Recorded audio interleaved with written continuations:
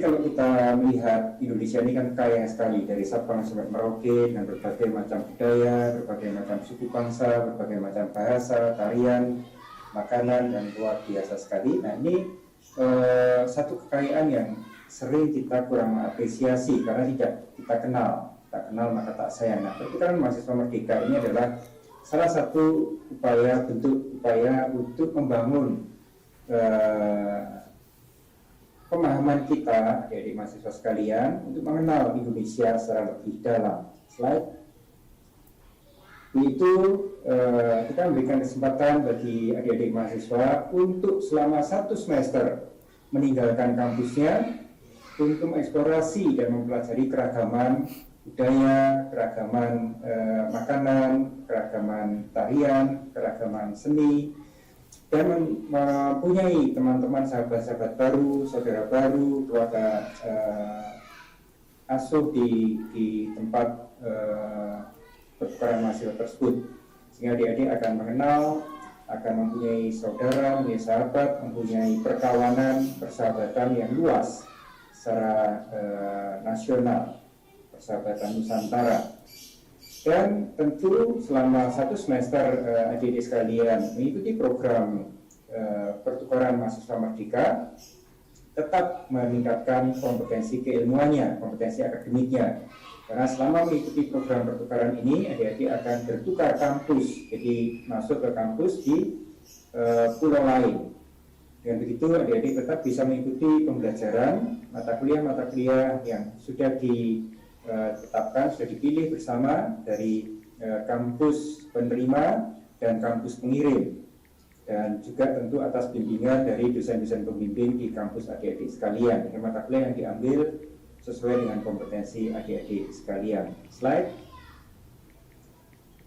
Nah, ini ada 5 hal penting yang berkaitan dengan pertukaran mahasiswa merdeka ini. Pertama, pertukaran ini tidak hanya dilakukan dalam kota, dari satu kampus dengan kampus yang lain. Ini nggak aci ya, istilahnya Mas Menteri ya, nggak aci, nggak seperti yang kita inginkan, tapi harus pindah pulau. Jadi mahasiswa dari Jawa 1 semester di Nusa Tenggara, mahasiswa dari Papua 1 semester di Sumatera, mahasiswa dari Kalimantan 1 semester di Sulawesi. Dengan begitu akan mengetahui ragam budaya, akan punya saudara-saudara baru dan perkawanan Nusantara. Kemudian yang kedua, ini wajib konversi SKS, 20 SKS. Jadi karena ini kan 1 semester full, jadi adik-adik tidak boleh kehilangan masa studinya, jadi supaya tidak kemudian nanti lulusnya terlambat karena mengikuti program pertukaran mahasiswa merdeka. Sehingga selama 1 semester adik-adik tetap mendapatkan 20 SKS dari mata kuliah yang diambil di kampus tujuannya nanti. Nah, ini juga terbuka bagi PTN dan PTS. Jadi mahasiswa PTN bisa saja mengikuti program pertukaran mahasiswa merdeka di PTS, dan sebaliknya mahasiswa dari PTS bisa mengikuti program pertukaran mahasiswa merdeka di PTN. Jadi ini betul-betul kebersamaan, gotong royong, saling berbagi, saling mengasah, saling asih, saling asuh antar perguruan tinggi. Kemudian yang keempat, ini dapat diikuti oleh mahasiswa dari semester 3 sampai semester 8. Ya, jadi bisa semester 5 misalnya, kemudian mencari perguruan tinggi di pulau lain untuk mengikuti program pertukaran mahasiswa merdeka ini. Jadi mulai semester 3 boleh, 4 boleh, 5, 6, 7 sampai 8. Kalau 8 mungkin sudah tugas akhir, silakan nanti bisa tugas akhir di kampus lain di luar pulau. Karena adik-adik mungkin kebetulan penelitiannya membutuhkan alat yang canggih yang hanya ada di kampus tersebut. Ini sangat bisa kita lakukan. Kemudian yang kelima, ini ada program untuk mengeksplorasi keragaman melalui Modul Nusantara. Jadi kita membangun semangat Bhinneka Tunggal Ikaan kita. Kita menunjukkan secara nyata bahwa kekayaan Nusantara ini luar biasa sekali, dan itulah kekuatan kita, itulah kebanggaan kita, itulah jati diri kita. Nah, ini modul ini nanti bisa berupa modul kegiatan-kegiatan ekstrakurikuler, bisa modul-modul kegiatan outbound dan sebagainya. Nah, ini modul Nusantara ini ada 4 macam kegiatan utama. Yang pertama adalah kegiatan kebinekaan, mengeksplorasi keragaman. Jadi misalnya adik-adik dari Sulawesi Utara 1 semester di Jogja. Nah, ini bisa belajar tentang wayang kulit, bisa belajar tentang gamelan, bisa belajar tentang memasak masakan khas Jogja, membuat gudeg misalnya, atau mengajarkan tarian daerah pada anak-anak SD atau anak-anak SMP di Jogja. Jadi ini program kegiatan eksplorasi keragaman. Kita mengapresiasi dan merayakan keragaman Nusantara ini. Kemudian yang kedua, kegiatan inspiratif. Ini program-program diskusi dengan figur-figur inspiratif di daerah, entah itu seniman, budayawan, intelektual di daerah tersebut, atau kepala daerah, atau mungkin saja anak jalanan yang dia bisa membangun, misalnya membuat grup musik dari mulai sebagai anak jalanan tadinya. Nah, inspirasi-inspirasi itu tentu akan membuka empati kita, membuka spirit kita, membuka semangat kebangsaan, kebersamaan kita. Kemudian yang ketiga, kegiatan-kegiatan refleksi. Ini adik-adik nanti yang mengikuti program pertukaran mahasiswa Merdeka ini itu akan melakukan refleksi dengan membuat resume, merefleksi pengalaman apa yang diperoleh selama program ini. Jadi kita ingin ini memberikan impact yang lasting, impact yang berdampak jauh ke dalam perancangan masa depan adik-adik sekalian. Dengan membuka wawasan, membuka peluang, mungkin adik-adik yang dari kota-kota besar kemudian mengikuti program ini di pulau yang mungkin agak jauh, agak kecil, adik-adik akan terinspirasi dengan kekayaan alam dan potensi yang bisa diolah menjadi startup misalnya, entah itu misalnya pengemasan ikan, pemasaran ikan, atau memproses rumput laut dan sebagainya. Kemudian yang keempat, ini adalah kegiatan kontribusi sosial. Tadi saya mengajar menari di anak-anak SD di sekitar kampus, atau melakukan kegiatan-kegiatan pengabdian kepada masyarakat pada akhir pekan misalnya, apakah membantu untuk bersih sungai, membantu untuk mensosialisasikan tentang mengatasi pandemi, atau sosialisasi mengenai pola hidup bersih dan sehat. Nah, itu program-program yang diikuti selama program pertukaran mahasiswa Merdeka ini. Kemudian bagaimana kita melakukan program pertukaran mahasiswa Merdeka ini? Yang pertama, ini adalah untuk mahasiswa. Jadi ini adalah milik adik-adik sekalian. Adik-adik mengambil 20 SKS dari mata kuliah yang ditawarkan di kampus mitra, jadi perguruan tinggi yang akan menerima adik-adik sekalian. Daftar mata kuliahnya nanti akan ditayangkan dan adik-adik bisa memilih nanti melalui aplikasi di Pangkalan Data Pendidikan Tinggi.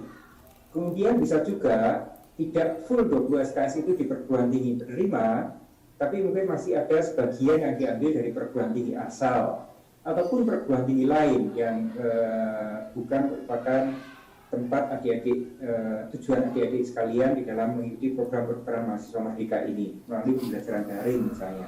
Jadi itu bisa diikuti. Jadi ini bisa mengambil mata kuliah dari kampus asalnya atau dari kampus lain, tapi minimal 10 SKS diambil dari perguruan tinggi tempat diselenggarakannya program pertukaran mahasiswa Merdeka ini. Slide berikutnya. Nah, ini dari sisi dosen dan perguruan tingginya. Jadi yang pertama, perguruan tinggi akan berpartisipasi di dalam program ini, mendaftarkan mata kuliah yang akan ditawarkan. Harapan saya sebetulnya seluruh mata kuliah bisa ditawarkan pada dalam program ini. Semua mata kuliah yang bisa diikuti oleh mahasiswa, tawarkan saja semuanya. hingga nanti dibatasi kuotanya, misalnya bisa menambah 10 mahasiswa dalam kelas yang diselenggarakan atau maksimum 20 mahasiswa, nanti terserah pada masing-masing perguruan tinggi. Kemudian yang kedua, kami sangat mengharapkan Bapak Ibu Rektor, Bapak Ibu pimpinan perguruan tinggi untuk mendorong para dosen dan juga mahasiswa untuk terlibat dalam program yang sangat luar biasa ini. Saya jadi kepingin jadi mahasiswa lagi. Ini mohon untuk didorong teman-teman dosen dan juga adik-adik mahasiswa untuk terlibat, untuk ikut aktif di dalam program pertukaran mahasiswa merdeka ini. Nah, yang ketiga, kita harapkan perguruan tinggi juga menyediakan akomodasi. Ini bisa kalau perguruan tinggi itu punya asrama, bisa di asrama, atau kalau tidak, ya bisa menyediakan atau misalnya berkomunikasi dengan masyarakat di sekitar kampus yang biasa menerima kos-kosan. Atau lebih bagus lagi kalau dosen-dosennya mau menjadi orang tua asuh selama adik-adik mahasiswa mengikuti program ini. Saya selama beberapa tahun ini selalu menjadi orang tua asuh bagi pertukaran mahasiswa. Kemudian yang keempat, ini berkoordinasi dengan perguruan tinggi penerima, ini yang mau mengirim, itu berkoordinasi dengan perguruan tinggi yang akan menerima mahasiswa ini, untuk memastikan konversi dan fit mata kuliah serta SKS antar perguruan tinggi tadi.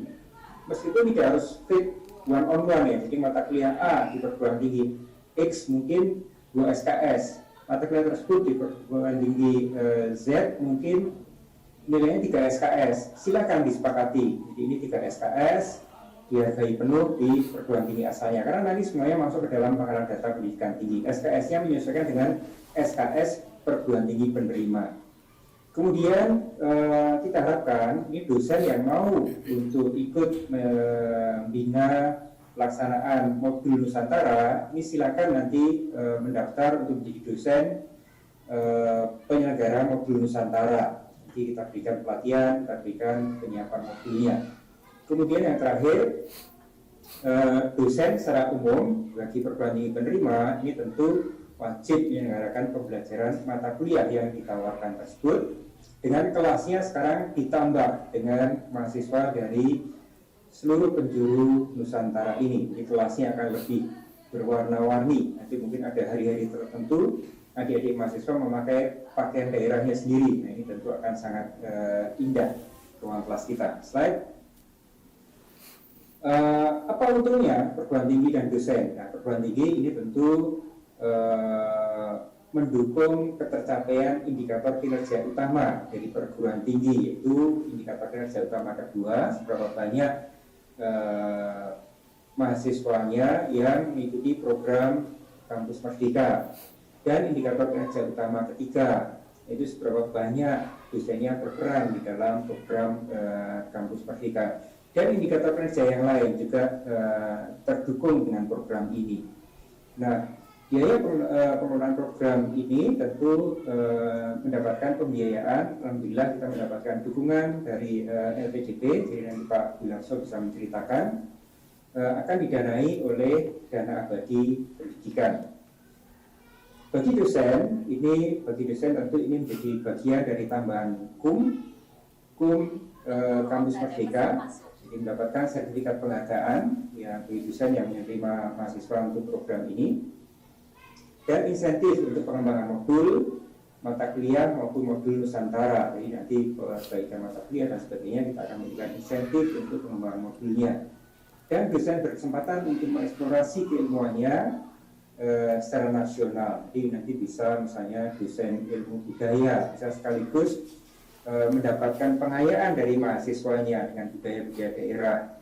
Dosen ekonomi bisa mengeksplorasi lebih jauh tentang perkembangan pertumbuhan ekonomi di daerah, potensi-potensi daerah dan sebagainya. Slide. Nah, ini timelinenya, lini masanya.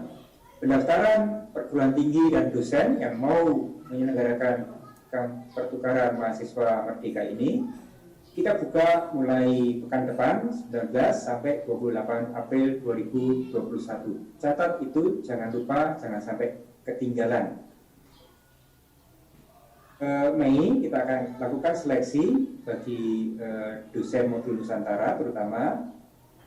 Kemudian selama bulan Mei dan Juni itu kita melakukan bimbingan teknis dan bersama-sama menyusun modul-modul Nusantara.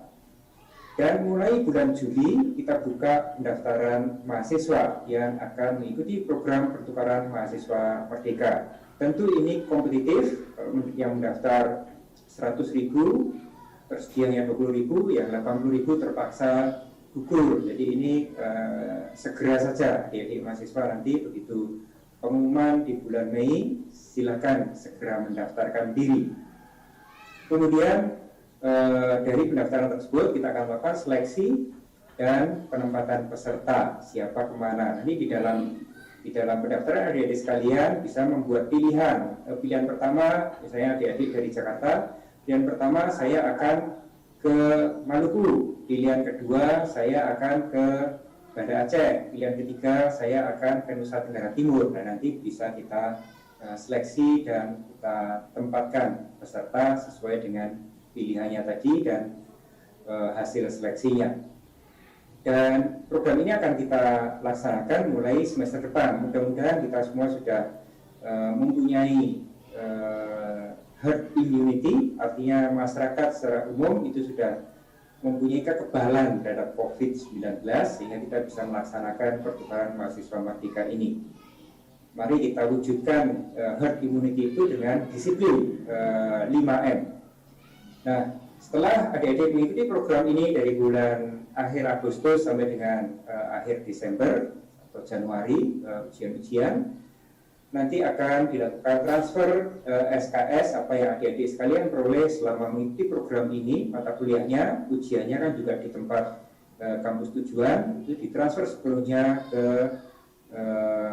sebagai bagian dari SKS adik-adik sekalian. Dan program-program lanjutannya, mungkin nanti bagi yang prestasinya bagus mungkin bisa mendapatkan pembiayaan lebih lanjut, mungkin untuk pertukaran mahasiswa internasional. Nah, ini juga siklusnya akan berulang nanti di tahun-tahun berikutnya. Slide. Jadi ini tindak lanjutnya harus segera dilanjuti. Segera daftarkan perguruan tinggi ibu bapak sekalian untuk pertukaran mahasiswa Merdeka.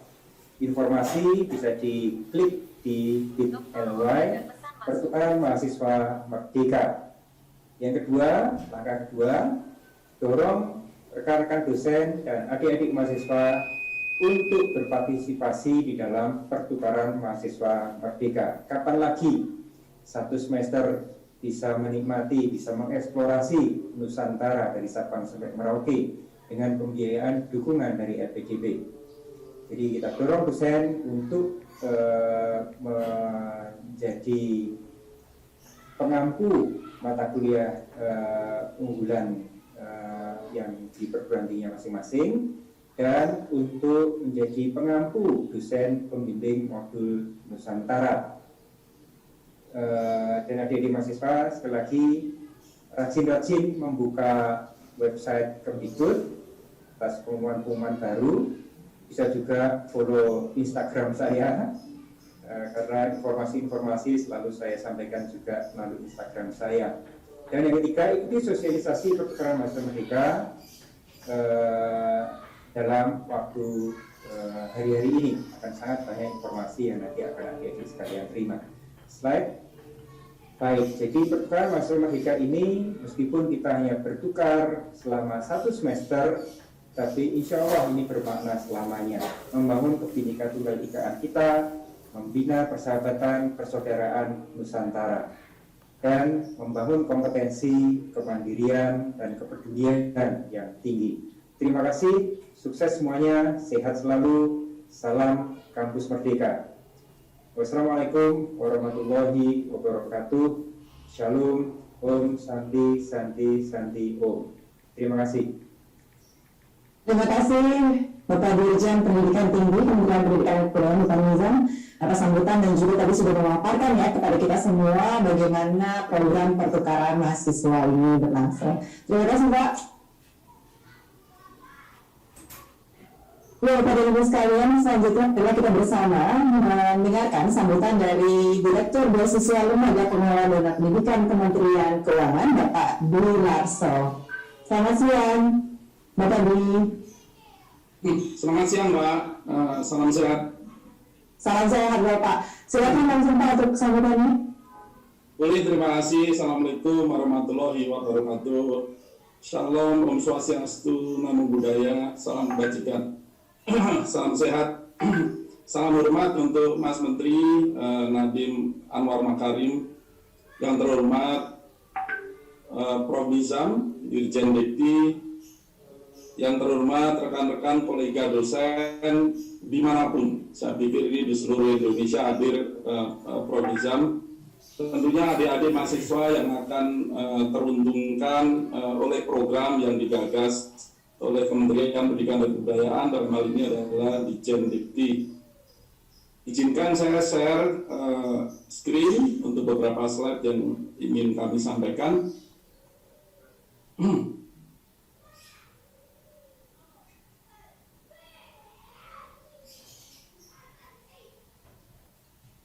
Baik,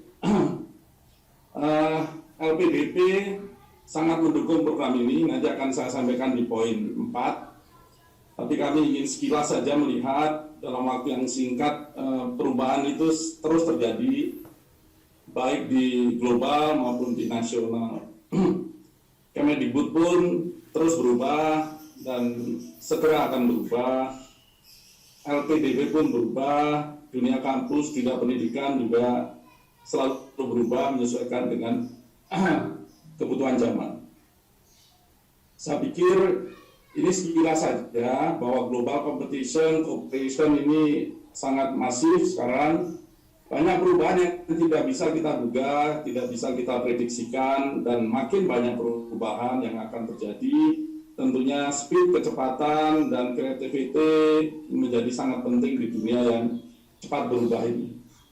Dunia mengglobal, dalam satu platform, orang di pelosok Semarang katakanlah bisa connect langsung dengan yang ada di Brasil, vice versa, orang yang ada di Kanada bisa jualan produk langsung ke pelosok Gunung Kidul atau NTT atau Aceh.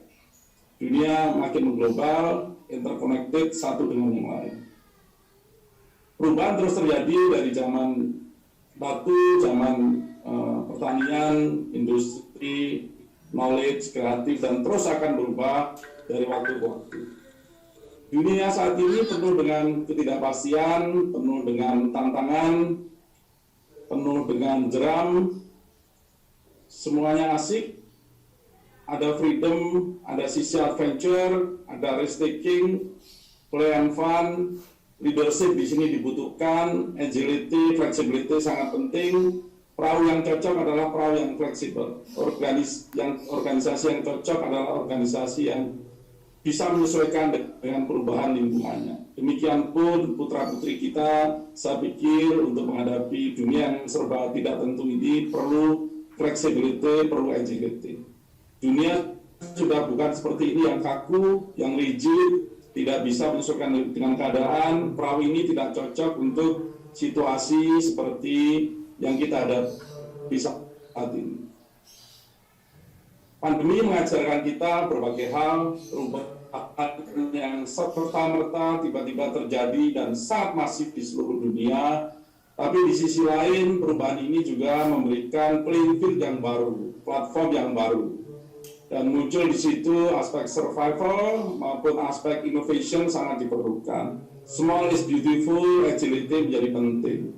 Ini juga mengajarkan kita bahwa pandemi ini kita menyesuaikan diri. Sekarang kita bisa bertemu mungkin 500, mungkin ribuan orang dengan platform yang kita gunakan sekarang.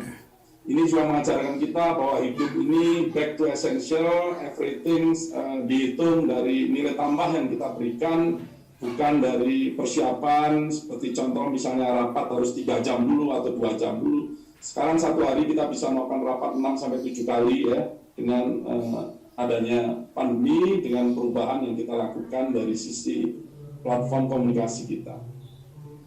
Ini contoh bahwa pandemi ini memunculkan opportunity, bahwa faktanya setengah dari Fortune 500 companies itu ternyata tercipta di masa krisis. Perubahan terus terjadi rekan-rekan sekalian, dan saya pikir ini juga penting kita camkan bahwa kita hidup di dalam dunia intelektual. Hidup di sekitar kita adalah kaum cerdik cendekia. Kita pun mendidik kaum cerdik cendekia lewat perguruan tinggi yang kita kelola bersama. Fakta ini tentunya angkanya mungkin tidak tepat sekali, tapi kira-kira seperti ini. S1 kita baru 9%, S2 0,4%, S3 0,04%. Ini contoh bahwa kita ini semua adalah kaum intelektual yang harusnya menjadi lokomotif perbaikan solusi bagi seluruh permasalahan bangsa, karena kita adalah kaum terdidik. Jadi bukan masalah degree, tapi tanggung jawab sebagai seorang intelektual yang terdidik lebih dibandingkan rata-rata orang Indonesia. LPDP sampai sejauh ini memberikan beasiswa untuk yang degree sekitar 25.000, kalau kita bandingkan penduduk, maka hanya 1 dari 11.000 penduduk Indonesia yang berkesempatan mendapatkan beasiswa dari LPDP. Ini juga kaum terdidik yang sangat elit, harapannya menjadi lokomotif bagi perubahan, membawa gerbong kemajuan bangsa. Tapi pertanyaan ternyata is not only number, tidak melulu hanya jumlah S1 berapa jumlah itu. Ternyata kualitas intelektual juga memegang peran penting. Saya diberitahu senior saya, dosen di ITB, datang ke rumah saya, diskusi, menyatakan bahwa, Mas tahu nggak, ternyata jumlah koruptor di Indonesia itu 64% adalah lulusan perguruan tinggi. Nah, ini tantangan juga bagi kita, bahwa kita seorang intelektual yang harusnya tak terbeli oleh iming-iming apapun, penuh jalan dengan honesty, dengan kejujuran, dengan mengandalkan pengetahuan dan ilmu, mengandalkan riset yang kemudian berbagai testing. Untuk apa? Untuk merevisi, kemudian juga memperkuat akurasi terhadap yang dianggap betul oleh orang lain. Ini adalah fungsi yang menurut saya sangat penting, tidak hanya masalah gelar, jumlah gelar, tapi juga masalah kualitas intelektual kita. Nah, kemudian saya ingin sekilas, pendidikan kita terus berubah, kemajuan teknologi akan ikut membentuk arah pendidikan kita ke depan. Teknologi akan banyak menggantikan, dan kemajuan teknologi kalau kita tidak manage dengan betul bisa memunculkan inequality atau kesenjangan yang lebih. Tentunya akan banyak karir-karir yang akan digantikan oleh teknologi dan akan muncul karir-karir baru. Ini juga harus kita manage dengan sebaik-baiknya untuk mempersiapkan putra-putri anak bangsa, harapan masa depan Indonesia. Ada buku lagi yang menarik 2020 bahwa brain dan mesin ini berhadapan, dan sekarang banyak sekali kegiatan-kegiatan intelijensia kita yang bisa digantikan oleh mesin. Nanti yang tertinggal hanya masalah wisdom, attitude, perilaku, begitu ya. Ini juga menuntut kita untuk melihat bagaimana kita mendidik putra-putri terbaik kita untuk masa depan. Perubahan terus terjadi di dunia pendidikan, dan kita harus bisa menyesuaikan dengan perubahan tersebut. Tentunya kita paham knowledge, skill, attitude ini adalah esensi dari kita belajar, kita datang ke perguruan tinggi, ke sekolah-sekolah. Kalau zaman dulu tentunya knowledge ini sangat-sangat penting, sekarang pun juga sangat penting. Tapi di dunia yang serba berubah, tentunya skill, soft skill maupun hard skill sangat penting. Learning by doing sangat penting. Dan lebih penting lagi adalah masalah attitude, karena attitude-nya yang lebih penting. Ini juga tantangan bagi kita, bagaimana kita bisa mengolah kurikulum kita, mengolah proses pendidikan kita untuk bisa memberi tekanan lebih pada pengembangan skill maupun pengembangan attitude. Dan saya pikir program Kamus Merdeka salah satunya adalah akan memberikan tekanan lebih kepada pengembangan skill dan attitude dengan banyak gaul, melihat dunia luar, dunia industri, universitas yang terbaik di dunia. Ini dimungkinkan dengan program Kamus Merdeka. Tentunya aspek yang penting dari seorang manusia adalah memberikan manfaat bagi sesama dan lingkungannya. Nah, kalau kita lihat wirausaha dari sisi yang luas, maka dia adalah orang-orang yang selalu mencari peluang baru untuk membuat sesuatu yang nyata dan memberikan nilai tambah. Tidak mesti nilai tambahnya komersial. Bisa sosial, bisa politis, bisa agama, bisa pendidikan. Jadi intinya sebenarnya menjadi manusia harus punya mentalitas entrepreneurship. Mentalitas entrepreneurship itu adalah yang pertama percaya diri, orang-orang yang mandiri, yakin bahwa dia bisa melakukan perubahan, kemudian nyaman terhadap perubahan, masalah creativity, masalah passion for opportunity. Hidup ini sangat singkat, kita perlu lebih cepat, lebih baik, selalu memberikan yang terbaik, perseverance, pantang menyerah, resilient, tekun, optimisme, dan juga ada sedikit humor karena dunia ini makin tidak pasti. Ini yang perlu kita kembangkan untuk anak didik kita, tidak melulu bagi yang ingin berbisnis komersial, tapi untuk seluruh anak didik kita agar punya nilai-nilai luhur untuk menatap masa depannya. Nah, ini sekilas saja. Kita punya tantangan juga, lulusan perguruan tinggi katakanlah 1,5 juta, lebih dari 1 juta. Kalau kita bisa beri muatan-muatan entrepreneurship yang masif bagi seluruh anak negeri, tentunya sebagian dari mereka akan bisa kita fasilitasi untuk menjadi seorang entrepreneur, menjalankan bisnis. Tentunya tidak semua. Nah, angka 25% ini adalah angka psikologis karena kita sekarang anak milenial, putra-putri mahasiswa kita banyak sekali yang ingin menjadi entrepreneur. Ini bisa dicek ya. Apakah betul jadi angka 25% ini kita akan bisa beres masalah ekonomi bangsa ini dalam waktu 5 atau 10 tahun ke depan, karena tiap tahun kita bisa menciptakan lebih dari 250.000 bisnis baru yang dikelola oleh alumni kita. Tentunya bisnis akan mati nanti pada setelah tahun 1 sebagian, tapi pada awal tahun kedua akan muncul 100% bisnis lagi atau 25% bisnis yang dikelola oleh alumni kita. Saya sampaikan LPDP mengalami perubahan dan akan terus berubah.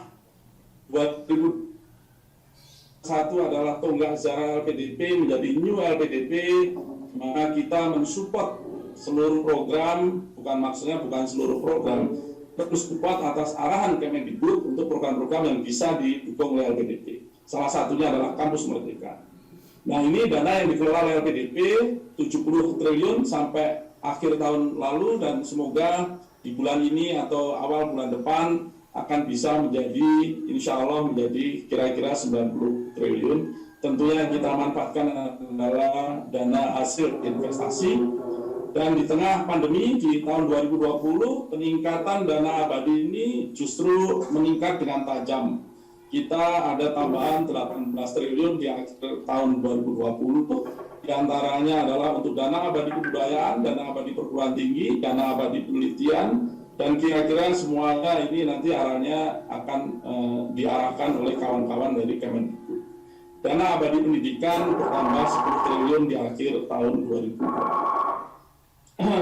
Kita sampai sejauh ini mendorong hampir 28.000 penerima beasiswa LPDP. Untuk master banyak yang di luar negeri, dokter banyak di dalam negeri, tapi yang di luar negeri cukup banyak. Kita lihat di tahun 2020 kita mendukung program Kampus Mengajar Perintis yang pertama, dan angkanya juga bukan main ya. 2.389 mahasiswa mendapatkan dukungan dari LPDP, dan profil ini akan meningkat dengan tajam karena akan makin banyak program-program yang kita dukung yang arahnya adalah untuk program non-degree atau yang mahasiswa S1. Ini kira-kira program kita sejak 2021. LPDP punya program afirmasi, program targeted, program general, dan juga program non-degree untuk 2021. Ini yang besar adalah Kampus Merdeka, ada pendidikan vokasi, kemudian ada pendidik dan juga visiting professor yang akan diolah oleh kawan-kawan dari Kemendikbud. Programnya akan masif, ada 14-15 subprogram, tapi yang saya highlight adalah yang Kampus Merdeka yang hari ini di launching adalah pertukaran mahasiswa merdeka di level nasional. Yang lalu kita sudah mengirimkan Kampus Mengajar, dan kemudian akan digerakkan terus untuk pabrik wirausaha, proyek wirausaha, magang bersertifikat, studi independen yang semuanya adalah berbasis pada micro credential. Itu kira-kira yang bisa saya sampaikan, sahabat semua, Pak Dirjen dan Mas Menteri, dan kami mendorong rekan-rekan semua untuk ikut aktif terlibat dalam program yang sangat mulia, sangat bagus untuk masa depan bangsa. Mari sukseskan program pertukaran mahasiswa merdeka yang diinisiasi oleh Kemdikbud dan disupport oleh LPDP. Demikian, terima kasih atas perhatiannya. Assalamualaikum warahmatullahi wabarakatuh. Salam sejahtera untuk kita semua. Terima kasih. Baik, terima kasih kepada Pak Diwarso, Direktur Beasiswa dari Kementerian Keuangan ya. Dan semoga ini kolaborasi antara LPDP dan Kemendikbud ini juga semakin kuat dan juga suaranya semakin baik untuk bersama-sama mencerdaskan anak bangsa. Terima kasih Bapak. Baik Bapak dan Ibu hadirin sekalian, selanjutnya kita akan memasuki ke acara inti, dan untuk itu saya ingin mempersilakan kepada Menteri Pendidikan dan Kebudayaan Republik Indonesia meluncurkan secara resmi program pertukaran mahasiswa merdeka. Kepada Bapak Menteri, Bapak Nadiem Anwar Makarim, kami persilakan. Assalamualaikum warahmatullahi wabarakatuh. Salam sejahtera semua. Om Swastiastu, Namo Buddhaya. Salam kebajikan, Rahayu. Yang terhormat Direktur Lembaga Pengelolaan Dana Pendidikan, yang saya hormati Direktur Jenderal Pendidikan Tinggi Kementerian Pendidikan dan Kebudayaan, Bapak Nizam, serta yang saya hormati Ibu dan Bapak Pimpinan Perguruan Tinggi dan para dosen. Pendidikan Indonesia bertanggung jawab untuk mencetak penerus bangsa yang tidak hanya cerdas secara akademik, tapi juga memiliki sikap yang toleran, sebagaimana tergambarkan dalam profil pelajar Pancasila, yang meliputi beriman bertakwa kepada Tuhan Yang Maha Esa dan berakhlak mulia, berkebinekaan global, gotong royong, mandiri, bernalar kritis, dan kreatif. Kami mengimbau Ibu dan Bapak pimpinan perguruan tinggi dan dosen untuk mendorong mahasiswanya yang berada di semester 3 sampai semester akhir mendaftar sebagai peserta program pertukaran mahasiswa merdeka untuk mengikuti sejumlah aktivitas berbagi dan saling mengenal antara satu daerah dengan daerah lainnya, guna belajar keragaman kebudayaan Indonesia, sembari meningkatkan kompetensi akademik. Ketika menjadi peserta program pertukaran mahasiswa merdeka, mahasiswa akan mendapatkan 20 SKS dari mata kuliah dan kegiatan kebudayaan yang mereka ikuti. Selama satu semester, mahasiswa akan berpindah dari satu pulau ke pulau lainnya untuk mengeksplorasi keragaman budaya daerah tujuannya, memperkenalkan kebudayaan asalnya, dan mengikuti perkuliahan di perguruan tinggi penerima. Kami menyarankan mahasiswa untuk mengambil semua mata kuliah yang ditawarkan oleh perguruan tinggi penerima.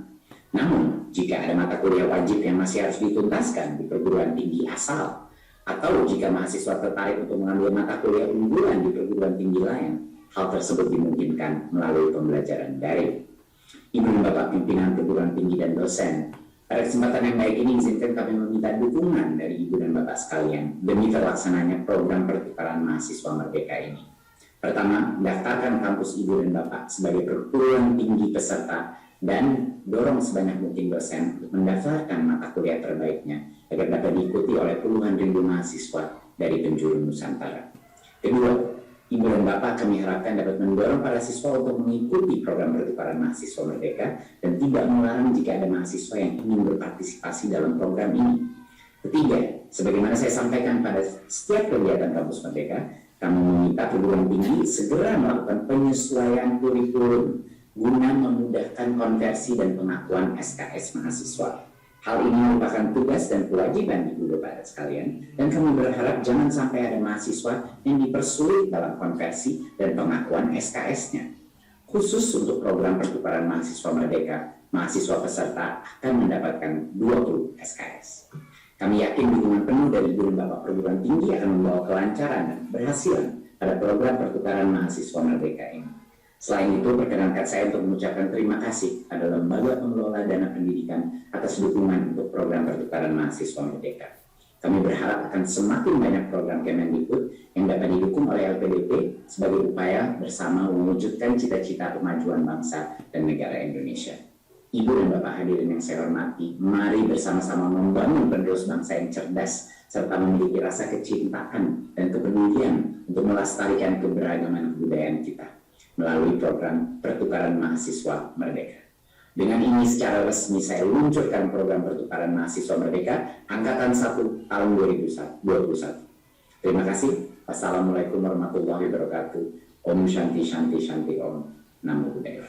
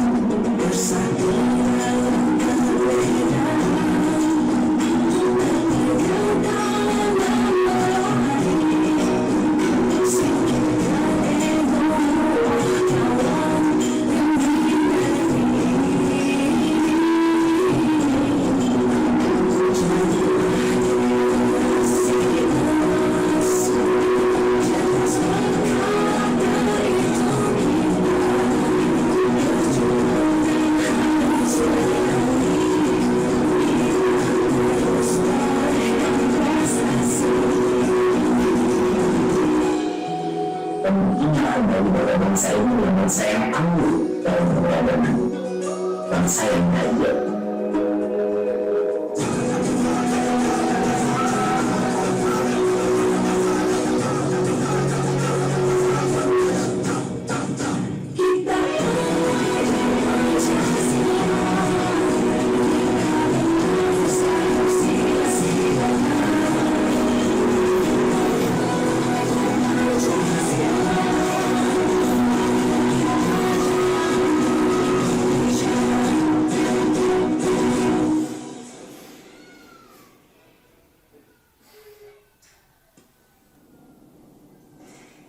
Iya, kita tadi sudah saksikan bersama peluncuran program pertukaran mahasiswa merdeka. Baik, Bapak-Ibu sekalian, selanjutnya kita akan memasuki sesi tanya jawab. Nah, kami mohon para narasumber dapat menjawab pertanyaan dari para jurnalis yang sebelumnya sudah kami tampung ya. Oke, saya akan langsung bacakan pertanyaannya masuk. Pertanyaan pertama yang disampaikan oleh Tri Wahyuni dari Harian Suara Karya. Pertama, skema pertukaran mahasiswa seperti apa? Apakah kebijakan itu hanya berlaku pada kampus yang memiliki status akreditasi yang sama? Dan pertukaran ini dimulai dari semester berapa? Berapa lama waktu pertukarannya? Berapa jarak minimal kampus untuk pertukaran itu? Atau pertukaran itu juga termasuk di daerahnya? Misalkan kampus di Jawa harus dengan kampus di Sumatera atau Jawa dengan Sulawesi. Waduh, kayaknya pertanyaannya diborong nih Pak ya. Silakan untuk dijawab oleh Direktur Jenderal Dikti, Bapak Nizam.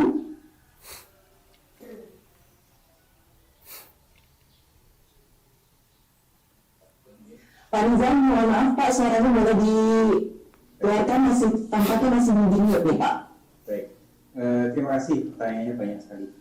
Jadi pertama, pertukaran mahasiswa ini bisa dilakukan secara nasional seperti yang kita selenggarakan melalui program pertukaran mahasiswa merdeka ini, maupun juga kerjasama antar kampus. Jadi antar kampus satu dengan yang lain itu bisa saja melakukan pertukaran mahasiswa di luar skema pertukaran mahasiswa merdeka ini. Untuk yang pertukaran mahasiswa merdeka ini yang kita pilih secara nasional, itu mahasiswa melakukan pertukaran mahasiswa antar pulau. Jadi syaratnya antar pulau, tidak dalam kota yang sama, tidak dalam provinsi yang sama, dalam pulau yang sama, tapi lintas pulau. Ini untuk membangun kebinekaan kebinekaan kita. Tidak melihat akreditasinya, A bisa ke C bisa ke A. Pada dasarnya mahasiswa terbuka selama kampus yang menyelenggarakan program pertukaran mahasiswa tadi itu direkomendasi atau lolos hasil seleksi dari Kementerian Pendidikan dan Kebudayaan. Nah, kemudian selama 1 semester di kampus tujuan itu ya mereka mengikuti pendidikan di kampus tujuan tersebut dengan beban pembelajaran 20 SKS, bahkan menurut saya bisa lebih. Kalau prestasi mahasiswa itu bagus, bisa saja dia mengambil SKS sesuai dengan persyaratan akademis yang berlaku. Jadi misalnya IP-nya 3,5 atau 3,8 kan bisa mengambil sampai 24 SKS, jadi itu dimungkinkan. Kemudian ini jadi tidak artinya terbuka untuk PTN maupun PTS. Masuk PTS bisa ke PTN, masuk PTS bisa ke PTS, masuk PTN bisa ke PTS, dan sebaliknya. Jadi terbuka, tidak dibatasi PTN PTS, tidak dibatasi pada akreditasinya. Yang penting programnya terdaftar dan adik-adik sekalian lolos di dalam seleksi. Mungkin itu Mbak Astri. Baik, terima kasih Bapak Nizam yang sudah menjawab pertanyaannya. Dan kita akan beralih langsung ke pertanyaan kedua ya. Apakah pertukaran mahasiswa ditentukan oleh daerahnya atau ditentukan oleh kampus masing-masing? Dan apakah mahasiswa diberikan kesempatan untuk memilih dan berapa jumlah mahasiswa yang bisa dipertukarkan di setiap kampus untuk setiap semesternya? Oke, kali ini saya akan mempersilahkan lagi kepada Pak Dirjen untuk menjawab pertanyaannya. Silakan Pak. Ya, jadi dalam paparan saya sampaikan, jadi mahasiswa bisa memilih beberapa kampus tujuan, nanti diseleksi dan nanti akan ditempatkan sesuai dengan hasil seleksinya. Jadi tadi saya sampaikan, mahasiswa bisa memilih 2 atau 3 ini nanti menunggu di pengumuman ya, pengumuman detailnya, jadi bisa memilih, nanti kemudian bisa kita tetap tempatkan. Bisa saja mendapatkan pilihan kedua atau pilihan pertama, tergantung pada hasil seleksi dan kesiapan kampus penerimanya, karena kan kuotanya terbatas di masing-masing kampus. Berapa yang bisa diterima di kampus itu ditentukan oleh masing-masing kampus penerima, sehingga kuota yang membatasi adalah ketersediaan ruang di kampus tujuan dan pendaftar. Dari sisi pendaftar tentu nanti ada seleksi yang dilakukan secara merit base ya, jadi prestasi mahasiswa, aktivitas mahasiswa selama ini, dan kesungguhannya dalam mengikuti program ini. Baik, terima kasih. Ditentukan lebih pada kapasitas kampus tujuan untuk menerima mahasiswa, dan tentu secara nasional kuotanya nanti akan tergantung pada Pak Winarso berapa yang bisa dibiayai oleh program ini. Oke, baik. Terima kasih Pak. Kita akan langsung lanjut ke pertanyaan selanjutnya. Ini ada satu lagi pertanyaan yang datang dari Rini Suryati dari Harian Kedaulatan Rakyat. Pertanyaannya, berapa nilai SKS dari pertukaran mahasiswa ini dan prodi apa saja yang boleh mengikuti pertukaran mahasiswa merdeka? Silakan untuk Pak Dirjen. Jadi satu semester 20 SKS, 5 20 SKS, lebih boleh, maksimum 24 barangkali ya. Kalau prestasinya bagus kan 24 SKS, jadi 20 SKS. Kemudian prodinya, semua prodi bisa ikut mengikuti program ini. Tadi kami himbau para pimpinan perguruan tinggi untuk membuka sebanyak-banyaknya prodi ditawarkan di program pertukaran mahasiswa merdeka. Ini setiap prodi bisa menerima berapa mahasiswa, bisa disiapkan oleh masing-masing kampus. Karena ini juga pesan bagi adik-adik mahasiswa, segeralah mendaftar, nanti begitu ada pengumuman pendaftaran, juga tidak ada pesan kuota. Terima kasih.